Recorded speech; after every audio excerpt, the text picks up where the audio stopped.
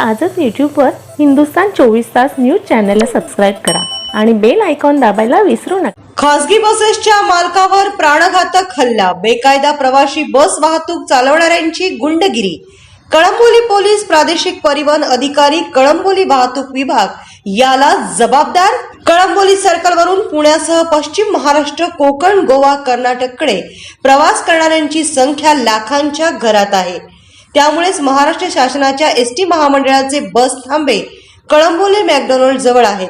मात्र त्या ठिकाणी खासगी बस व खासगी चारचाकी वाहनातून बेकायदेशीररित्या प्रवासी वाहतूक केली जात असल्याने एसटी महामंडळ घाट्यात चालले आहे।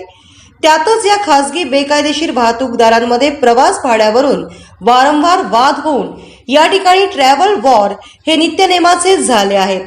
मुंबई ते म्हसवड या मार्गावर तू ट्रॅव्हल्स का सुरू केल्या असे म्हणत एकाने विजयलक्ष्मी ट्रॅव्हल्स या नावाने खासगी बसेस चालवणाऱ्या मालकाला मारहाण करून प्राणघातक हल्ला करण्याचा प्रयत्न करण्यात आला। या प्रकरणी कळंबोली पोलीस ठाण्यात 8 अज्ञात व्यक्तींविरोधात गुन्हा दाखल करण्यात आला आहे।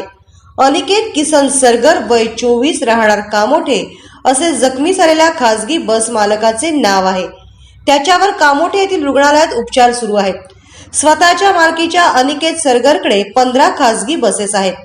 या 15 पैकी काही बसेस या मुंबई ते कराड, कराड ते हैदराबाद आणि मुंबई ते जत या मार्गावर दररोज धावतात। सरगर याने 19 डिसेंबर पासून एक बस मुंबई ते म्हसवड या मार्गावर सुरू केली। या मार्गावर ट्रॅव्हल्स का सुरू केली असे म्हणत गोलू नावाच्या सराईत गुंडांसह 7 ते 8 जणांनी त्याला मारहाण करत प्राणघातक हल्ला करण्याचा प्रयत्न केला।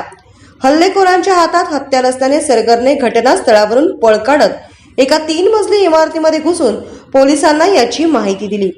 त्यानंतर पोलिसांनी घटनास्थळी धाव घेत सरगर याला उपचारासाठी दाखल केले। या ठिकाणी बेकायदेशीररित्या होणारी खासगी प्रवासी वाहतूक बंद करण्याची मागणी अनेक वेळा करूनही प्रादेशिक विभागामार्फत थातूरमातूर कारवाई केली जाते। या हल्ल्याच्या घटनेला प्रादेशिक परिवहन विभाग पनवेल, कळंबोली वाहतूक विभाग अधिकारी जबाबदार असल्याचा आरोप केंद्रीय लोकशाही पत्रकार संघाचे महाराष्ट्र अध्यक्ष डॉक्टर मुनीर तांबोळी यांनी केला आहे। ही अवैध प्रवासी वाहतूक कायमस्वरूपी बंद करण्याबाबत मी पत्रव्यवहार केला होता। त्यावेळी थातूरमातूर कारवाई करून अधिकाऱ्यांनी या गुंडांना पाठीशी घातले। जर ही अवैध प्रवासी वाहतूक 15 दिवसात कायम बंद न केल्यास प्रादेशिक परिवहन विभाग पनवेल कार्यालयावर मोर्चा काढण्याचा इशारा महाराष्ट्र प्रदेश अध्यक्ष डॉक्टर मुनीर तांबोळी यांनी दिला आहे। तर आजच यूट्यूबवर हिंदुस्तान 24 तास न्यूज चॅनलला सबस्क्राईब करा आणि बेल आयकॉन दाबायला विसरू नका।